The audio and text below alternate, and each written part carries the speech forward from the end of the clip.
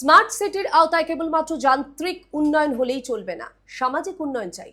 শহরের স্বচ্ছতা বজায় রাখার কাজে নিযুক্ত শ্রমিকদের জীবনমানের কথাও ভাবতে হবে। শুক্রবার প্রজ্ঞা ভবনে institution of Public Health Engineers ইন্ডিয়ার ত্রিপুরা শাখার উদ্যোগে আয়োজিত এক কনভেনশনে এই বিষয়টি তুলে ধরেন রাজ্যের শ্রমমন্ত্রী টিঙ্কু রায়। প্রজ্ঞা ভবনে শুক্রবার থেকে ইঞ্জিনিয়ারদের কেন্দ্রীয় সংগঠন institute of Public health engineering ইন্ডিয়ার ত্রিপুরা শাখার উদ্যোগে এনভায়রনমেন্টাল ইঞ্জিনিয়ারিং বিষয়ক এক কনভেনশন শুরু হয়। এর উদ্বোধন করেন রাজ্যের শ্রমমন্ত্রী টিঙ্কু রায়। কনভেনশনে সহনশীল জল এবং বর্জ্য ব্যবস্থাপনা নিয়ে বিস্তারিত আলোচনা হয়। এই কনভেনশনের উদ্বোধন করে শ্রমমন্ত্রী টিঙ্কু রায় বলেন, উন্নততর শহরের জন্য উন্নততর চিন্তাভাবনা চাই।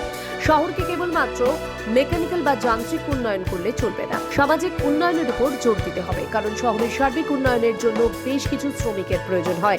এই শ্রমিকদের জীবন মানও উন্নত করতে হবে।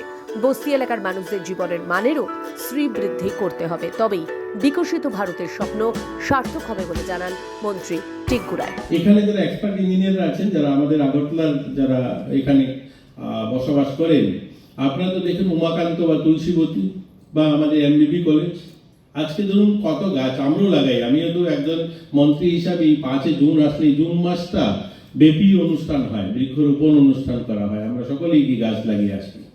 তো আমরা একজন গাছ লাগাই, এই অনুষ্ঠানে সামিল হই।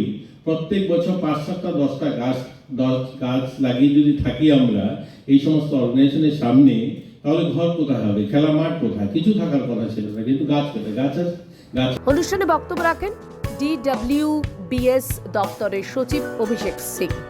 Institute of Public Health Engineers ইন্ডিয়ার রাজ্য শাখার পক্ষে বক্তব্য রাখেন ইঞ্জিনিয়ার অরুণাভ মজুমদার।